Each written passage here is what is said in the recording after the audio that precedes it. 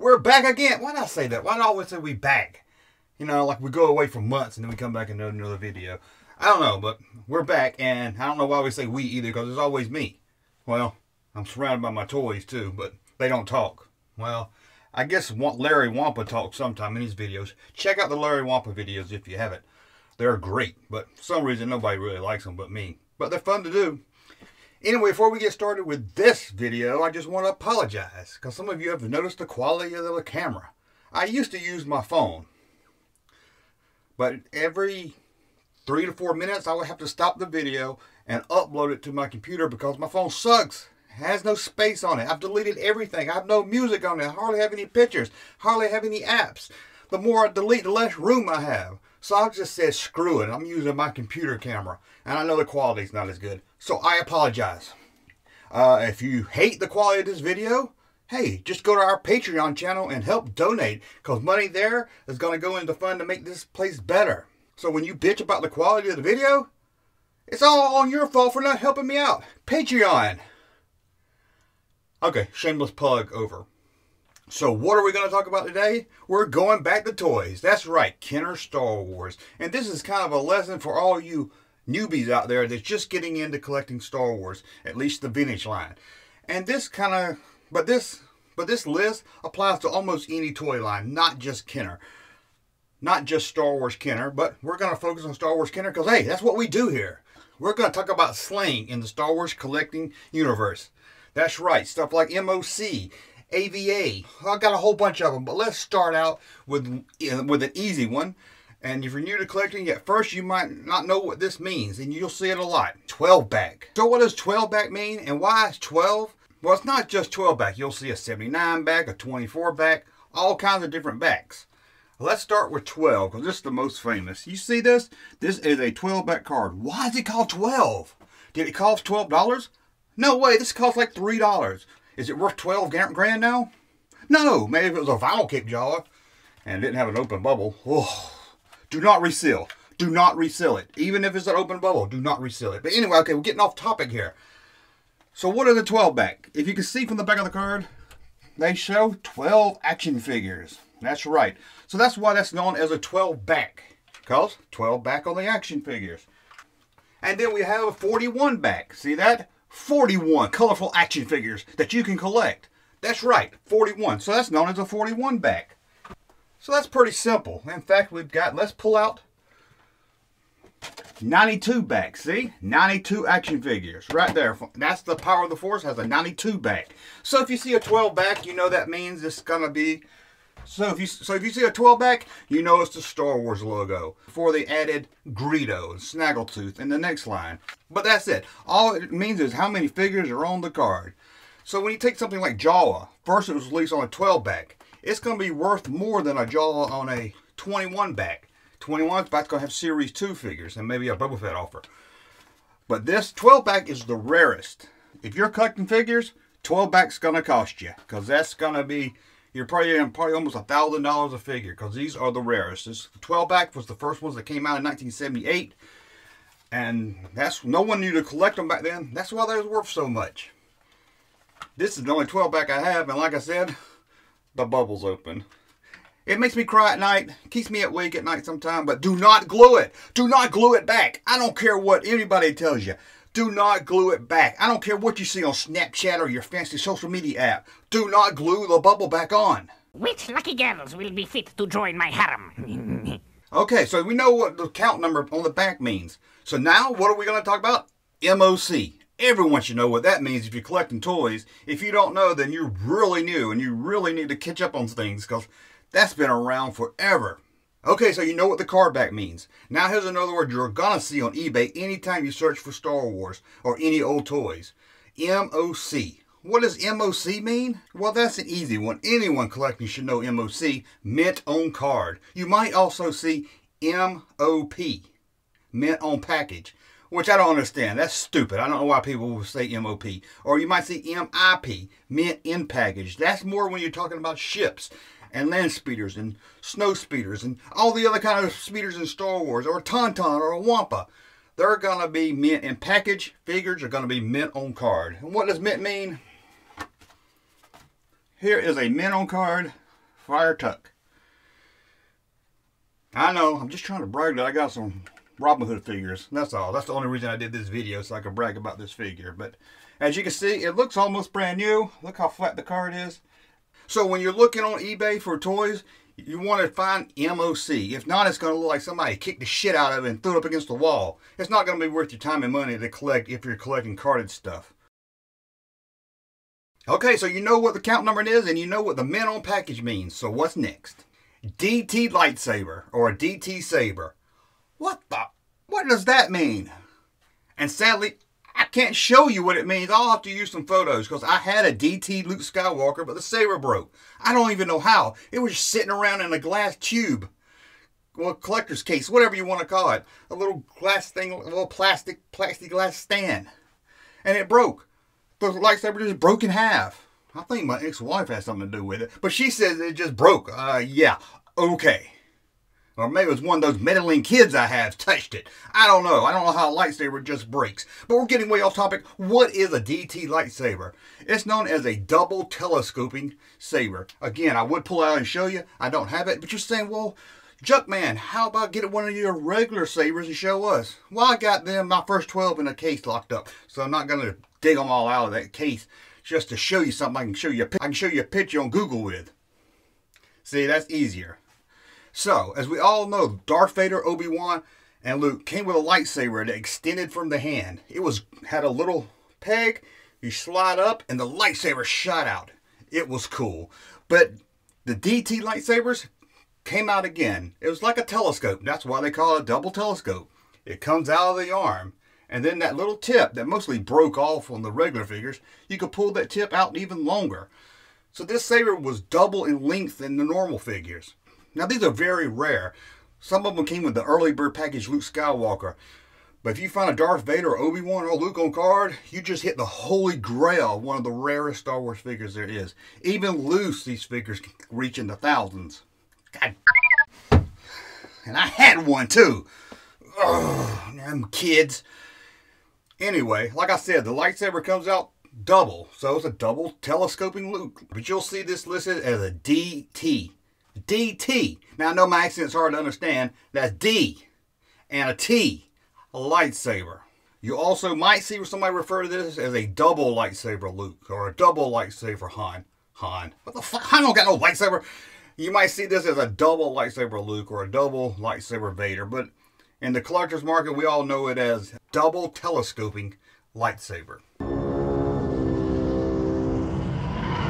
Here's one that you might see around, and even I don't really understand the need for it, but some people really looked at this stuff. It's COO. What does COO mean? Cuckoo, cuckoo, cuckoo. No, it doesn't mean you're Cocoa for Cocoa Puffs. Bad joke. Sorry about that. What does COO mean? Country of origin. Now, I could pull out one of these figures. Well, that's a bad example. You'll never be able to read that on a man-to-man. Let's see who I can pull out. Well, Jesus, I think I picked the wrong drawer. Let's go with, it doesn't matter because you're not going to be able to see it anyway, but on the leg of the action figure, it usually has a country of origin, COO stamp. And let's take this one. My eyes aren't good as these. This is Hong Kong, I lost his gun. Fun fact, I thought this was Luke Skywalker for years. Anyway, I'll have to find his gun. Anyway, COO, country of origin. Now, different manufacturers in different countries would paint these figures a little different shade. In fact, we'll show you an example of some of the different shades of the Boba Fett. Some collectors really want to look at the COO to see the country of origin when it comes to getting all the variants of each figure. To me, that's when you ran the course, when you have everything to collect and then you're collecting variants of slightly different color figures. But hey, if that gets your goat going, get your goat going. That wasn't funny, man. Found it.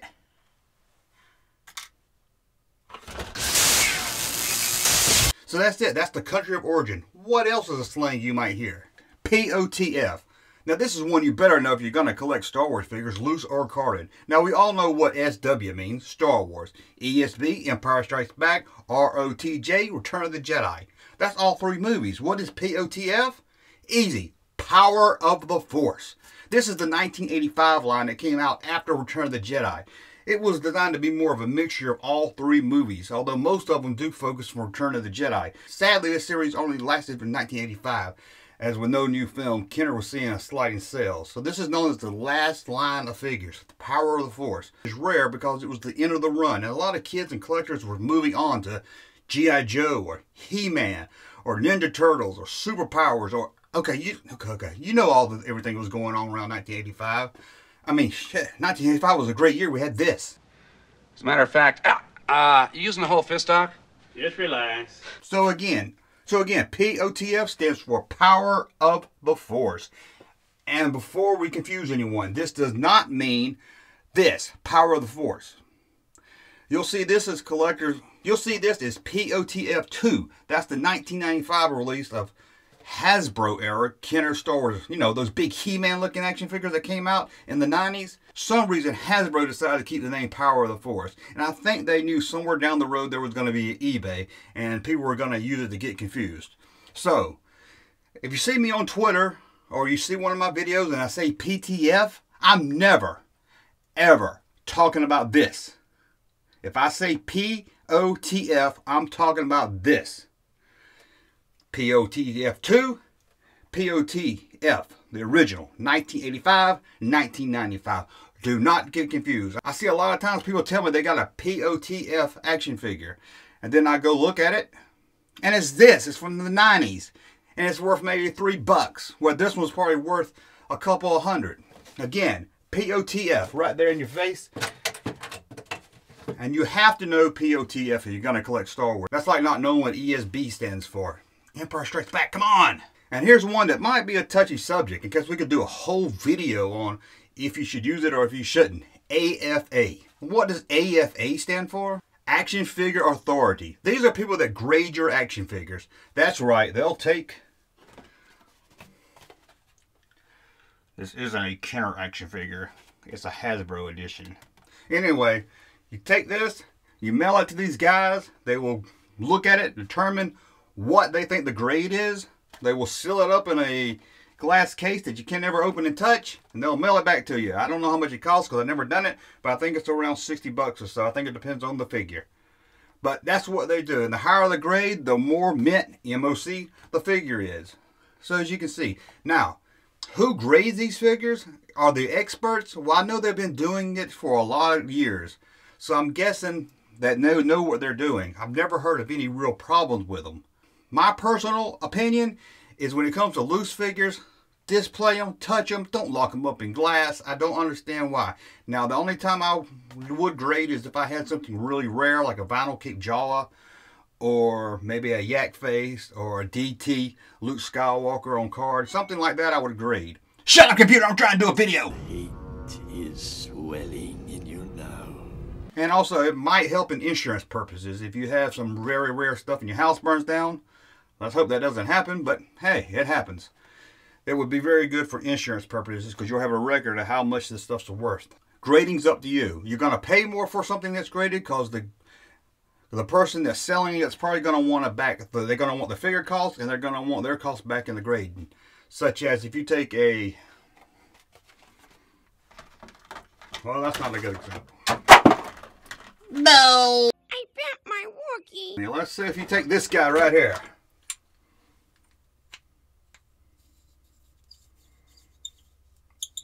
FX7. This is probably a $10 figure, maybe a little bit more if it's closer to men, who knows. But let's just say it's a $10 figure. It's going to cost you about $60 to get it graded. The guy grading it's going to throw it up on eBay. He's going to want his cost back. He's going to want at least $60. And then the 10 he probably paid for the figure. So he's going to want at least $70. He's going to want to make a profit. So he's probably going to want $80. So now you got a $10 action figure trying to be sold on eBay for $80. Why? Just because it's in glass. You'll never be able to touch it. You'll never be able to hold it. You'll never be able to do this.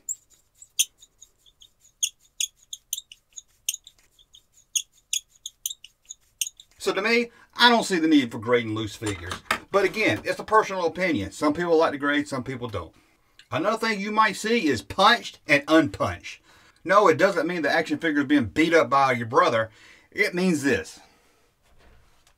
This is the hanging tag. As you can see, it's unpunched. That means it was never punched out to be hung on the shelf. Of course, like I said, this is not a vintage figure. This is a Hasbro era action figure with a Boba Fett rocket launcher. It's pretty cool if you ever run across one.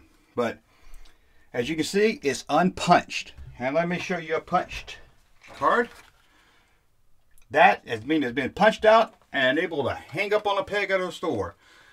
Unpunched is going to usually be the rarest of the figures because most figures were hung up at stores. So if you want a truly 100% mint, you want unpunched. So you got punched and you got unpunched.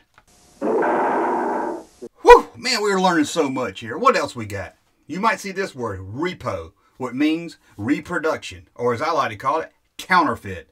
Now, this is something I hate in the Star Wars community, and I know I get a lot of comments from people saying, hey, why does it matter if I buy a fake Star Wars weapon for my figure or an action figure that's been recarded? Well, I think it destroys the market value, and I think it's just bad for collecting. But that's my personal opinion. It's like, I don't want to buy Wrangler jeans and get home and find out they're not really Wrangler, right? Who would want to buy that? Do they make Wrangler bootleg jeans? This is almost like this is not a reproduction. This is what they call a recard. As you can see, I don't know if you can, the bubble's been glued back in. Now I know what you're saying. Star Wars Junk Man, you just told me not to support reproduction or recarding, yet there you are with a glued bubble. Okay, I found this for $2, so I bought it. And you can actually tell that it's resealed. So it's not like I'm trying to fool anybody, but it's for my own personal collection. And you're saying, hey, what if I want to buy recarded stuff or repurposed stuff for my own collection? So I don't have any problem with one or two if you find a good deal on it. But especially this one like this is never going to be fooled. My only problem is reproduction. One day you're going to die. And okay, I did a whole video on why not to buy reproduction. Just watch that if you want to hear me bitch about that. Seems like I complain a lot. Buzz, your girlfriend. Woof. Here's another one I can't show you because I have one around here and I can't find it. Bag, or some people call, I don't know who would use this term, I hate even saying it myself, baggy. So what is a bagged figure? It's a figure that's shipped from Kenner in a Kenner bag. I'll show some pictures of it. Like I said, I had a Imperial Gunner, but I can't find him right now. I know, what kind of collector am I? Well, I can't even find my toys. But these came from the factory in a Kenner bag. So you'll see factory sealed, so you might see the term factory sealed bag, or again, some idiot might say baggy. But that's all it is. A lot of the first figures that came out, like some of the figures like Boba Fett, or Forlom, or Akbar, these were preview figures, and you could send off for them. If you sent off for them, you got a white box, and inside was the figure in a bag. Not a baggie. Not a bag. Don't say baggy. Please don't say baggy. But that's all it means. It means it's in the bag. And you can get about any, and you could have got almost any action figure in the bag at the time. So now we have beaters. What is a beater? I mean, you have punched and beaters. They sound like they should go together, right? Well, they don't. What is a beater? Well, a beater is just an action figure that's been played with. It's what it sounds like. It's been beat up. It's some action figure that probably was never in a collector's hand. It was just some kid threw it around his backyard. And if you're anything like me, back in the 80s, I would take like my land speeder and put C-3PO in one seat and an M80. That's half a stick of dynamite in the other. Push it down the hill and, well, light it, push it down the hill, and watch it explode in a million pieces. And then you would have a almost burnt C-3PO, and that would be a beater figure. A beater figure is nowhere near mint. It's been played with, paint's missing off of it, the arms are loose. If you want to just build a collection of maybe stormtroopers, or you just want a lot of loose figures, beaters are the way to go. You can usually get these pretty cheap, especially if you look around the Facebook groups. There's even a face group beaters board where people swap and buy beater figures. I like big beater figures, to be personally honest with you. Why? Why would I want something beat up and used like that? Well, that's part of the fun, that you know these have been played with and thrown around. And you think back of the toys you had when you were little. And that's what the best thing about collecting Star Wars vintage, at least for me, is that it transports you back into your childhood. So what does mint mean? Well, that's easy. In 1980, Kenner released a line of mint-flavored Star Wars action figures. Okay, that's not what mint means. We all know what mint means, right? It means it's pristine condition. It looks new. Like this guy. No, he doesn't taste like mint. He's just a nice looking action figure, look like he's never been played with. It's the opposite of a beater.